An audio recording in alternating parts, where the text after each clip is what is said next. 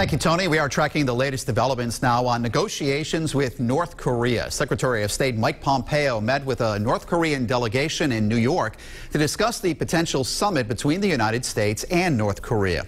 Secretary Pompeo says talks between the countries have been good, but more work needs to be done before President Trump and Kim Jong Un sit down for a summit. The conditions are putting President Trump and Chairman Kim Jong Un in a place where we think there can be real progress made by the two of them meeting. It does no good if we're in a place where we don't think there's real opportunity to place them together.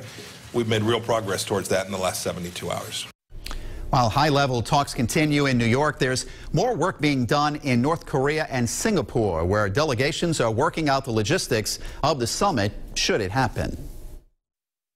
Eyewitness News analyst Lieutenant General Reginald Centracchio joins us in studio. General, a week ago it looked like these talks were dead. Now they seem to be back on and moving forward. What happened? I think at that time there was some rhetoric going on, some disparaging remarks that Kim Jong Un made about Vice President Pence.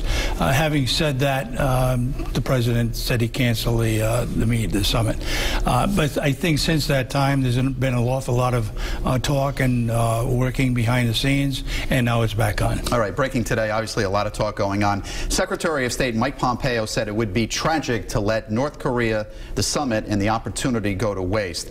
Russia's foreign minister was also in North Korea today. Are they playing part in all these talks? I think so. In fact, President Putin said last week, if I understood him correctly, Russia is equally concerned about denuclearization of the Korean Peninsula because obviously it's a threat to them too at some point, in some juncture. So I think between China, Russia, and the United States, they will come to some kind of conclusion.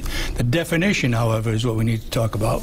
Well, Pompeo said that the president understands that it's difficult for North Korea to denuclearize, but that's the deal breaker still, right? It is, absolutely. And you know, your point about denuclearization, that is different in our mind than it is in theirs.